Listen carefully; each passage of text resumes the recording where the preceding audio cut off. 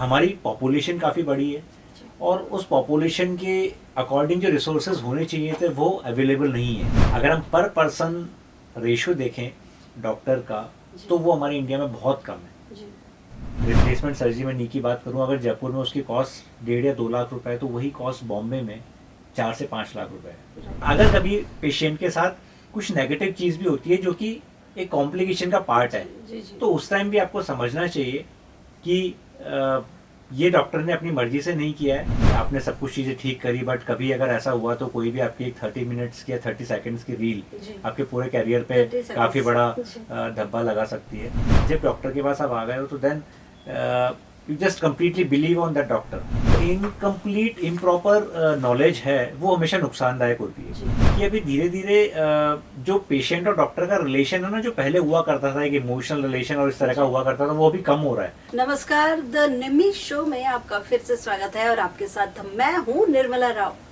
आज हम लेके आए हैं डॉक्टर धीरज दुबे को आपके लिए। आज हम जानेंगे बहुत सारी वो बातें जो बताएंगे कि डॉक्टर धीरज दुबे सोशली कितना कनेक्टेड है, सामाजिक समसामयिक समस्याओं के बारे में वो क्या सोचते हैं। एक डॉक्टर होने के परे डॉक्टर धीरज दुबे क्या हैं, समाज में वो अपना कितना दायित्व निभाते हैं, कितनी सोशल कनेक्टिविटी उनकी है, इस बारे में आज जानेंगे। डॉक्टर धीरज दुबे, आपका स्वागत है द निमी शो में। Thank you ma'am, thank you. बहुत बहुत स्वागत। आपने अपने कीमती समय में से हमें समय निकाल के दिया है, इसके लिए फिर से हम आपके शुक्रगुजार हैं। और आज हम कई सवालों पे चर्चा करेंगे। एक सीरीज जो हमने चलाई है, आपकी पॉडकास्ट सीरीज, उसमें बहुत सारी चीज़ों पे हमने बात की, आपके घर के बारे में, आपकी स्टडी के बारे में, मेडिकल करियर के बारे में। आज हम कुछ अलग हटके आउट ऑफ द बॉक्स बातें करेंगे। So are you ready for that? I am ready. Wonderful, you are always ready sir. जो इंसान वर्ल्ड रिकॉर्ड बना चुका है, उस इंसान के लिए सवाल जो आप ही से संबंधित है, मुझे नहीं लगता कहीं कुछ समस्या पैदा करेंगे। That you are always ready for that. Yes ma'am, जब सवालों के जवाब आप रियल जवाब देते हैं ना, फेक जवाब नहीं होना चाहिए, रियल जवाब देते हैं तो आपको किसी दिल से जब निकलता है तो आपको किसी तैयारी की जरूरत नहीं होती या फिर घबराने की जरूरत नहीं होती। वो वैसे भी मुझे कभी आपका एग्जाम फियर हुआ है क्या? नहीं, मुझे नहीं लगता। नहीं, कभी नहीं हुआ, नेवर। एग्जाम फियर हुआ नहीं। तो मैं जानना चाह रही थी, हमने ऑफ कैमरा भी बात की थी कि आज अभी पिछले कुछ दिनों से कुछ एक रील भी वायरल हो रही है और अक्सर ये समाचार आते हैं, सोशल मीडिया पे खबरें वायरल होती हैं कि अस्पतालों में देख रेख नहीं हो रही है मरीजों की, या व्यवस्थाओं का अभाव है, प्रॉपर सर्विसेज नहीं मिल रही हैं। ये समस्या प्राइवेट की भी हो सकती है as well as government hospital की भी। तो एज ए डॉक्टर आपको क्या लगता है कि क्या कारण इसका हो सकता है कि जिसकी वजह से मरीजों को व्यवस्था देखनी पड़ रही है, या डॉक्टर्स की कमी है, या सर्विसेज उनको प्रॉपर नहीं मिल रही है? देखिए मैडम, इसमें किसी भी एक चीज़ का फॉल्ट नहीं हो सकता एक्चुअली। ये रिस्पॉन्सिबिलिटी तीन लोगों से, तीन बेसिकली सेपरेट लोगों से मिलके बनी है। एक हम डॉक्टर्स को मान लेते हैं, एक हम पेशेंट्स को मान लेते हैं, और तीसरी हम मान लेते हैं व्यवस्थाएं मतलब जो गवर्नमेंट हमें दे रही है, सिस्टम जो हमें दे रहा है, सिस्टम हम मान लेते हैं। सो ट्रीटमेंट पहले भी हुआ करते थे जी। आपने देखा होगा पहले शायद आई थिंक इतनी खबरें नहीं आती थी इन चीज़ों के बारे में कि आज ये हो गया, आज वहाँ लड़ाई हो गई, आज वहाँ मारपीट हो गई। तो मुझे लगता है कि दोनों ही चीज़ें हैं। हमारी पॉपुलेशन काफ़ी बड़ी है और उस पॉपुलेशन के अकॉर्डिंग जो रिसोर्सेज होने चाहिए थे वो अवेलेबल नहीं है कई जगह पे। अभी क्या है कि एक्चुअली इक्वली वो सेग्रीगेटेड नहीं, सेपरेटेड नहीं है, इक्वली वो डिस्ट्रीब्यूटेड नहीं है। बेसिकली हम देखेंगे कि कुछ सुविधाएं, जैसे अगर हम राजस्थान की बात कर लें तो जयपुर में सुविधाएं एक नेक्स्ट लेवल पे जा चुकी है। मेडिकल फैसिलिटीज़ की अगर हम बात करें, Jaipur is like a medical hub now. हमारे पास मेडिकल टूरिज्म इतना आ गया है, बाहर से पेशेंट ऑपरेट कराने आते हैं। तो ये मैं जयपुर की बात कर रहा हूँ, हाई लेवल हाई क्लास आपको ट्रीटमेंट मिल रहा है। अब सडनली अगर आप पेरीफ्री पे चले जाते हैं, थोड़ा सा जयपुर से बाहर निकल के जाइए राजस्थान के बाकी जगहों में, तो वहाँ पाएंगे कि वहाँ पे डॉक्टर्स भी नहीं रहना चाहते, क्योंकि वहाँ पे प्रॉपर तरीके से अगर पीएचसी सीएससी बनी है, हॉस्पिटल बने, तो वहाँ पे वो सारी फैसिलिटीज़ नहीं है। आज एक डॉक्टर से पढ़ाई करके निकलता है, सपोज आज मैंने MS ऑर्थो किया, मैं किसी विदेश से फेलोशिप्स करके आया, तो जब मैं अपने घर आऊँगा तो मैं सोचूंगा कि वो सारी चीज़ें जो मैं इतने स्किल चीज़ें सीख के आया हूँ उनको मैं पेशेंट्स को दूँ, इम्प्लीमेंट करें। मैं सोशली किस तरह से हमारी सोसाइटी को बेनिफिट पहुँचाऊँ, उनको जी। इम्प्लीमेंट करूँ। बट जब मैं पेरिफेरी में जाऊँगा, एक पीएचसी सीएचसी पे कहीं गया और वहाँ पे वो चीज़ें मुझे नहीं मिल पाएंगी, तो मैं कैसे उनको सोसाइटी तक पहुँचा पाऊँगा। तो वो एक फ्रस्ट्रेशन डेवलप होने लग जाता है। तो फिर सारे के सारे डॉक्टर्स या पढ़े लिखे या बुद्धिजीवी लोग वो एक बड़ी जगह पे इकट्ठा होते जाते हैं। जैसे मैं जयपुर की बात करूँ तो अभी सभी लोग जयपुर आना चाहते हैं, सब डॉक्टर्स जयपुर में, कि हम वहाँ रहें, वहाँ हम अपनी सेवाएं पूरी दे पाएंगे, हम सोसाइटी में कुछ ना कुछ अपनी हेल्प दे पाएंगे जो चीज़ें हमारे पास हैं। तो मुझे लगता है कि बहुत हद तक ये चीज़ें हैं कि ये इक्वली डिस्ट्रीब्यूटेड नहीं है। हमारी जो फैसिलिटीज़ हैं, मेडिकल फैसिलिटीज़, वो एक बहुत बड़ा रोल है। कई बार आपको कहीं लगता है कि डॉक्टर्स और होने चाहिए, हॉस्पिटल्स में डॉक्टर्स की कमी है, अक्सर ये सुनने में आता है, ये बात कहाँ तक सच है? देखिए मैडम, दो चीज़ें, अगर हम डॉक्टर्स के एस्पेक्ट से देखते हैं तो हम लोग आपस में ये बात करते हैं कि यार इतने डॉक्टर्स हो गए हैं कि बेरोजगारी होने लग गई है ना, जी। डॉक्टर्स को पूछने वाला कोई नहीं है। लेकिन जब आप दीवार के उस तरफ खड़े होकर बात करेंगे, अगर हम पर पर्सन रेशियो देखें डॉक्टर का, जी। तो वो हमारे इंडिया में बहुत कम है। जी। समझ रहे हैं? तो वही बात होगी, इक्वली डिस्ट्रीब्यूटेड नहीं है। अगर हम एक जगह पे बात करें तो वहाँ पे डॉक्टर्स का जो रेशियो है पर पेशेंट या पर पर्सन डॉक्टर्स का रेशियो है वो बहुत अच्छा है। जी। और सडनली अगर दूसरी जगह जाके बात करें तो वो बहुत पुअर है। तो ऑब्वियसली अगर हम वैसे बात करें पॉपुलेशन वाइज, तो हमें बहुत सारे डॉक्टर्स की ज़रूरत है इस पॉपुलेशन को कैटर करने के लिए। जी। अक्सर एक सवाल आता है कि प्राइवेट सेक्टर के जो हॉस्पिटल्स हैं उनके लिए एक स्पेशल शब्द का इस्तेमाल होता है कि प्राइवेट हॉस्पिटल है तो बड़ा मुनाफा होगा, बहुत लंबी चौड़ी फीस है और लूट है, या ऐसे बहुत सारे शब्द जो चलते हैं। इसके बियॉन्ड अगर देखा जाए तो प्राइवेट हॉस्पिटल्स, प्राइवेट सेक्टर में जो हॉस्पिटल, छोटे क्लिनिक हैं या बड़े हॉस्पिटल हैं, उनकी अपनी समस्याएं हैं, वो अपने प्रेशर में जी रहे हैं। इस संदर्भ में जो एक जनमानस में एक ये टैबू बना हुआ है कि नहीं नहीं, अगर बड़ा हॉस्पिटल है तो वो बहुत बड़े लंबे चौड़े बिल फाड़ेंगे, इस बारे में एज अ डॉक्टर आपका क्या परसेप्शन है? मैडम, मुझे ऐसा बिल्कुल नहीं लगता। देखिए अभी क्या है कि आपके पास चॉइसेस हैं, जी। You have multiple options and choices. मैं चाहे आप किसी भी चीज़ में ले लीजिए, हमारे पास चॉइसेस अवेलेबल है, हमारे पास डॉक्टर्स की चॉइसेस अवेलेबल है, हमारे पास हॉस्पिटल्स की चॉइस अवेलेबल है। जी।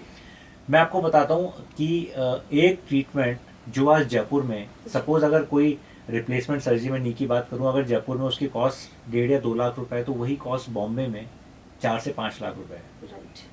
जयपुर में ऐसे पेशेंट्स हैं जो जयपुर ऑपरेट ना करा के बॉम्बे ऑपरेट कराने जाते हैं, जी। सिर्फ ये कि हमने वहाँ जाके ऑपरेट कराया, just to show. Just to show off, है ना, वो स्टेटस सिंबल जिसको हम बोलते हैं। तो वो उनकी चॉइस है, वो करा रहे हैं। तो वही मैं बोलना चाहूँगा कि सर पेशेंट्स की चॉइस है कि उनको किस तरह की सुविधाएं लेनी है। जी। ऐसा ज़रूरी नहीं है भाई, अगर आप किसी बड़े कॉर्पोरेट हॉस्पिटल में गए हैं, ऑब्वियसली उस हॉस्पिटल की एक रनिंग कॉस्ट भी होती है, वहाँ पे इतने सारे एम्प्लॉयज़ काम करते हैं। अगर पेशेंट किसी बड़े अस्पताल में जाता है और वहाँ पे उसको इनफ सुविधाएं नहीं मिलती है, तो पहली लाइन क्या निकलती है कि इतना बड़ा अस्पताल है, इतने पैसे ले रहे हैं, फिर भी सुविधाएं नहीं है। जी। पहली लाइन ये निकलेगी। और अगर आपको सुविधाएं दी जा रही हैं और उनका पैसा लिया जा रहा है, तो फिर ये बोला जाता है कि वो लूट रहे हैं। जी। तो ऐसा बिल्कुल नहीं है। हो सकता है, मैं सभी के लिए नहीं बोल रहा, मैं ऐसा नहीं कि मैं 100% फेवर कर रहा हूँ, बट हाँ, जो मेरी नज़र में जितने जगह मैंने काम किया है अभी तक, मैं देश विदेश में भी रह के आया हूँ, मतलब यहाँ भी काम कर रहा हूँ, मुझे ऐसा कभी फील नहीं हुआ। हमें ऐसा लगता है कि हॉस्पिटल हमेशा पेशेंट को पूरी सुविधाएं देना चाहता है जो वो दे सकता है, क्योंकि एक पेशेंट को बचाने के लिए, उसका ट्रीटमेंट करने के लिए बहुत सारी चीज़ें लगती हैं। जब पेशेंट हॉस्पिटल में एंटर होता है ना, तो एंटर होने से व्हीलचेयर को लेने वाली जीडीए स्टाफ से स्टार्ट होती है वो चीज़ें। फिर वो वॉशरूम यूज़ करता है तो वहाँ पे भी सफाई चाहिए, फिर वो स्टेप से ऊपर जाएगा, स्टेप्स क्लीन चाहिए, रूम्स क्लीन चाहिए, उन रूम्स में हर घंटे 2 घंटे में सफाई करने वाला चाहिए। तो बहुत सारी चीज़ें होती हैं जिनके लिए हॉस्पिटल को एक्सपेंसेस लगाने पड़ते हैं। तो मुझे ऐसा नहीं लगता है कि लुटेरे होते हैं, ऐसा कुछ है। आपको जो सुविधाएं, आपके पास ऑप्शंस होता है, आपको जिस तरह की सुविधाएं लेनी है आप उस तरह की हॉस्पिटल कैटर कर सकते हैं। यहाँ पे सब तरह के हॉस्पिटल्स हैं, मीडियोकर हॉस्पिटल्स हैं, कॉर्पोरेट्स हैं, उससे ऊपर भी हैं, उससे ऊपर पैसे खर्च करने वाले तो बाहर जाते हैं। तो आई थिंक वो चीज़ सही नहीं है। डॉक्टर साहब, कई बार एक चीज़ देखने में आती है कि जैसे आप ऑर्थोपेडिक सर्जन हैं तो आपके पास कई ऐसे केस आते हैं जो बहुत मुश्किल होते हैं। आपको एक एक हड्डी जोड़नी पड़ती है, कई बार आप कूल्हे की हड्डी निकाल के और उसमें से कुछ हिस्सा निकाल के वो लगाते हैं और फिर कहीं इंसान को चलने लायक बनाते हैं। जब मरीज आता है तो आपके हाथ जोड़ता है, डॉक्टर साहब कैसे भी करके इनको ठीक कर दीजिए, और जैसे ही मरीज ठीक हुआ तो भगवान का लाख लाख शुक्र है ये ठीक हो गया, ईश्वर बड़ा महान है। तो उस टाइम डॉक्टर को श्रेय देना लोगों को क्यों नहीं सोचता? उस टाइम तो जो कुछ किया है वो ईश्वर ने किया है, और उससे पहले डॉक्टर। अगर पेशेंट्स ये बोलते हैं कि भगवान ने सब भला किया है, सब कुछ अच्छा किया है, तो हम भी यही बोलते हैं कि हे भगवान, अच्छा हुआ कि पेशेंट हमारे हाथ से ठीक हो गया। सो इनडायरेक्टली ये सब भगवान के थ्रू ही होना है, तो उससे कोई फर्क नहीं पड़ता। हाँ, बट हम एटलीस्ट ये चाहते हैं कि अगर पेशेंट ठीक हुआ है तो उसके बाद एटलीस्ट डॉक्टर को क्रेडिट तो दे। क्रेडिट का मतलब डॉक्टर के साथ कोई मारपीट ना हो, नेगेटिविटी ना हो किस तरह की, कि अगर डॉक्टर पेशेंट को सही करके दे रहा है, और अगर कभी पेशेंट के साथ कुछ नेगेटिव चीज भी होती है जो कि एक कॉम्प्लिकेशन का पार्ट है, जी जी। तो उस टाइम भी आपको समझना चाहिए कि ये डॉक्टर ने अपनी मर्जी से नहीं किया है, ये भी भगवान की कहीं ना कहीं मर्जी थी कि इस तरह का हुआ है। तो दोनों में ही फिर भगवान को याद करना चाहिए। आज के जो यंग डॉक्टर्स हैं वो बड़ी चैलेंजिंग लाइफ जीते हैं, कि पहले एक स्पेसिफिक ऑप्शन होता था कि डॉक्टर के पास जाएंगे, डॉक्टर ट्रीटमेंट करेगा, मगर आज जो मरीज आपके पास आता है वो सोशल मीडिया का पूरा ज्ञान लेके आता है, गूगल करके आता है सारा कि ये ट्रीटमेंट ऐसे होता है वैसे होता है, और उसके बाद में ट्रीटमेंट कहीं ना कहीं कोई भी रीज़न कोई भी हो सकता है, अगर सफल ना हो तो एक छोटी सी रील वायरल हो जाती है। तो क्या आज का जो युवा डॉक्टर है वो लीगल नोटिस, पेशेंट, उसकी प्रॉब्लम और दूसरी समस्याओं से जो वायरल वीडियोस हो गए हैं उनसे जूझता है, तो क्या कहीं ना कहीं यंग डॉक्टर्स की लाइफ कुछ ज़्यादा कॉम्प्लिकेटेड नहीं हो गई है इस सोशल मीडिया के ज्ञान के चलते? आप बिल्कुल सही कह रहे हैं madam. Social media is like a two edge sword. उसमें जहाँ पे एक तरफ आप बहुत जल्दी फेमस हो पाते हैं अपनी चीज़ों को हाईलाइट करके सोशल मीडिया से, तो उसके नेगेटिव पॉइंट्स भी बहुत ज़्यादा हैं कि आपने सब कुछ चीज़ें ठीक करी, बट कभी अगर ऐसा हुआ तो कोई भी आपकी एक 30 मिनट्स की या 30 सेकंड्स की रील आपके पूरे करियर पे 30 काफ़ी बड़ा धब्बा लगा सकती है। सो ये चीज़ें तो हैं, और नो डाउट अभी एट प्रेजेंट आज के सिनेरियो में प्रैक्टिस करना बहुत चैलेंजिंग है, क्योंकि अभी हमें सिर्फ मरीज को ठीक ही नहीं करना है, हमें मेडिको लीगल चीज़ों का बहुत ध्यान रखना है। क्योंकि अभी क्या है कि डॉक्टर्स के ऊपर इतने ज़्यादा मेडिको लीगली केसेस रजिस्टर्ड होते हैं, चाहे उसमें वो डॉक्टर, देखिए मैं मानता हूँ कि कोई भी डॉक्टर अपने मरीज का बुरा नहीं चाहता। जिस डॉक्टर के पास जितनी स्किल्स हैं वो उसको कम्प्लीटली यूज़ करना चाहता है। डॉक्टर ने, पेशेंट्स ने डॉक्टर को सेलेक्ट किया कि हमें इस डॉक्टर से ट्रीटमेंट कराना है, ये आपकी चॉइस थी, डॉक्टर ने आपके पास आके नहीं बोला था। जब डॉक्टर के पास आप आ गए हो तो then you just completely believe on that doctor. आपको उसे पूरा विश्वास करना है कि डॉक्टर साहब जो कर रहे हैं वो सही कर रहे हैं, और अगर कोई कॉम्प्लिकेशन उसमें हुई है तो वो कॉम्प्लिकेशन उस सर्जरी का है, उसका एक हिस्सा है जो हो सकती है, इसको करेक्ट किया जा सकता है। तो अभी क्या होता है कि अगर ऐसा कुछ भी होता है तो लोग जल्दी से रील बना के उसको जल्द वायरल कर देते हैं कि ये डॉक्टर था, इससे हमने नहीं कराया और ये हो गया। तो वो बहुत चैलेंजिंग है, और उसमें हम भी बहुत डिप्रेस्ड होते हैं। हमें अच्छा नहीं लगता कि हम अगर अपना पूरा 100% देके किसी पेशेंट को ठीक कर रहे हैं और 2 मिनट में अगर ये चीज़ें नहीं मिली तो इस तरह से उसको रिएक्ट कर देते हैं। नो डाउट मेडिको लीगली आजकल बहुत बड़ा इशू हो गया है। अभी मैडम ये मानिए कि पेशेंट को ट्रीट करने से पहले हमें फाइल तैयार करना होता है जी। कि फाइल में डॉक्यूमेंटेशन पूरा होना चाहिए, उस चक्कर में पेशेंट का ट्रीटमेंट कॉम्प्रोमाइज हो जाता है। मतलब जो ध्यान हमें पेशेंट को ट्रीट करने पे लगाना चाहिए वो ध्यान पूरा का पूरा मैनेजमेंट और डॉक्टर फाइल को पूरी करने में लगा। डॉक्टर जूझे किससे? फाइल और डॉक्यूमेंटेशन कंप्लीट करे, वो लीगल नोटिस चैलेंज एक्सेप्ट करे, और या फिर पेशेंट का ट्रीटमेंट करे। वही मैम, तो ये सारी चीज़ें अभी बहुत कॉम्प्लिकेटेड हो गई हैं, और इसमें किसी का दोष नहीं है, बट ठीक है, अब समय के साथ सब चीज़ें बदलती जा रही हैं। तो और एक्चुअली क्या है कि सोशल मीडिया का वास्तव में बहुत बड़ा एक नेगेटिव इम्पैक्ट आया है इस चीज़ को लेके। लोगों को लगता है कि हम अगर ऐसी चीज़ वायरल कर देंगे तो इससे उनको सेटिस्फैक्शन मिल जाता है। तो बेसिकली मुझे ऐसा लगता है कि अभी पेशेंस खत्म हो चुका है, धैर्य जिसे बोलते हैं, जो पहले बहुत हुआ करता था किसी भी चीज़ के लिए, इसमें भी आ गया है। हाँ, इंटॉलरेंस बहुत ज़्यादा हो गया है, पेशेंस बहुत कम हो गया है लोगों में। हमें आप देखेंगे पेशेंस का बहुत बड़ा एग्जांपल है कि आप जब मोबाइल को ऑन करते हैं तो कोई भी वीडियो अगर 1 मिनट से ज़्यादा हो तो आप उसको नहीं देख पाते, अब इमीडिएटली उसको चेंज कर देते हैं। ये है कि हमारा पेशेंस कम, इसे बोलते हैं पेशेंस कम होना। आपके सामने लाइव एग्जांपल है, पहले का टाइम हम किसी भी वीडियो को 5-5 मिनट देख सकते थे, आज नहीं देख सकते। आजकल 30 सेकंड की रील के बाद आपको उसको स्क्रॉल करना है, you have to scroll it, otherwise आप बोर हो जाएंगे। What next. ये पेशेंस है, आ, उन सबको मैं डील करना है। जो यंग डॉक्टर्स हैं, आपको क्या लगता है कि उनको पढ़ने के अलावा एक अच्छा एक्सप्लेनर भी होना चाहिए इलाज से पहले और इलाज के बाद? क्या करना है, कैसे करना है, कैसे होगा, और जब ट्रीटमेंट हो जाए उसके बाद में क्या हुआ, कैसे हुआ और फर्दर क्या ये जरूरी हो ये बहुत ज़रूरी है मैडम। मुझे लगता है आज के टाइम पे सबसे इम्पोर्टेंट चीज़ यही है। इट इज़ जस्ट लाइक कि आपको पेशेंट को या उसके रिलेटिव्स को हर पल की खबर देनी है जी कि अब मैं आपको ट्रीट कर रहा हूँ, अब मैं ये करने वाला हूँ, अब मैं ये करने वाला हूँ। ऑपरेशन होने के बाद उसे पूरा बताना है कि हमने ये कर दिया है, जी इसमें ये चीज़ें हो सकती हैं। अगर कोई चीज़ हो गई तो उसको एक्सप्लेन करना है प्रॉपर टाइम पे जी कि अगर ये चीज़ हो गई है तो इसको ये इस कारण से हुई है। तो ये बहुत ज़रूरी है। अभी सिर्फ डॉक्टर्स की स्किल्स के, डॉक्टरी स्किल्स के अलावा आपको बाकी चीज़ें भी आना बहुत ज़रूरी है। लाइक आपको लीगल एस्पेक्ट्स भी पता होने चाहिए उन चीज़ों के जो आप ट्रीट कर रहे हैं। किसी क्या क्या लीगल एस्पेक्ट हो सकते हैं। आजकल बहुत सारे डॉक्टर LLB भी करने लग गए हैं साथ में, कि उनको पता रहे ये सब चीज़ों को कैसे डील करना है। आपको एक अच्छा मार्केटिंग स्ट्रेटजिस्ट भी होना चाहिए कि आपको मार्केटिंग आप अच्छी तरह कर पाएँ।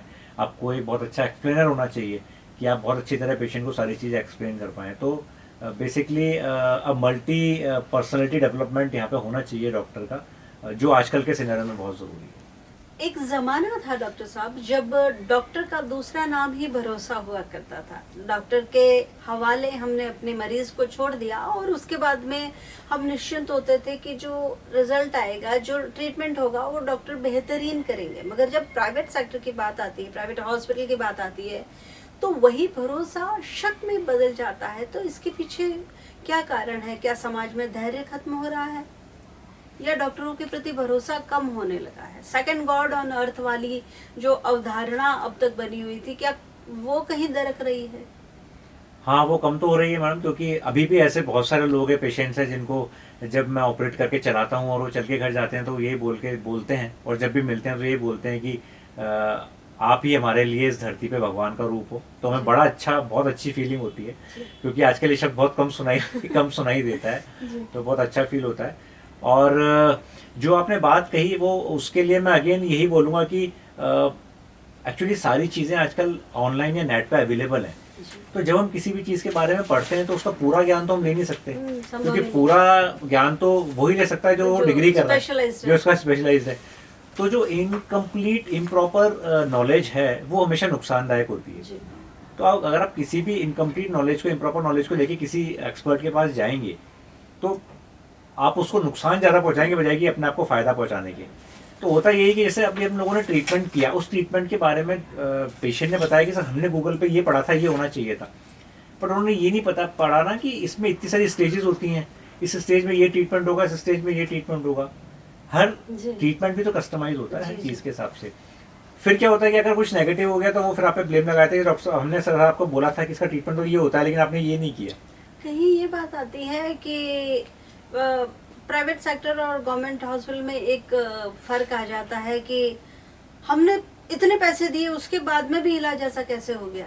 सर पे चढ़ने को बड़े उतारू हो जाते हैं, मैं कंप्लेन करूंगा, मैं सोशल मीडिया पे डाल दूंगा। क्या ऐसी धमकी कभी?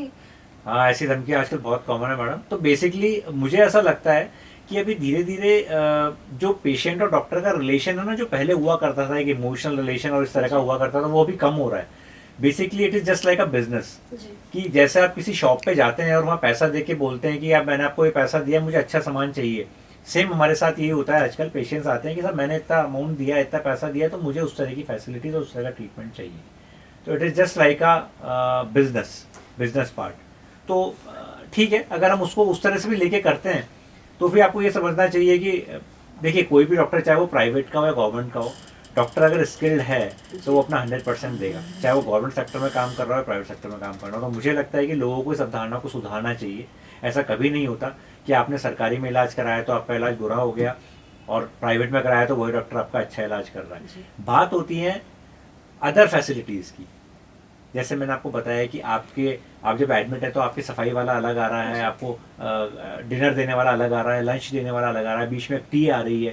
तो ये जो एक्स्ट्रा मेडिकल फैसिलिटीज़ हैं वो आपको प्राइवेट हॉस्पिटल्स में ज़्यादा मिलती है, क्योंकि वहाँ पे आप ज़्यादा पे करते हैं। वो चीज़ें गवर्नमेंट में अवेलेबल नहीं हो सकती। मगर इसका मतलब बट इसका मतलब ये नहीं है कि आपका ट्रीटमेंट वहाँ पे अच्छा नहीं हो रहा, कि 100% वही रिजल्ट जो आपका डिजायर्ड है वो आ जाए ये Obviously, ज़रूरी भी obviously, नहीं।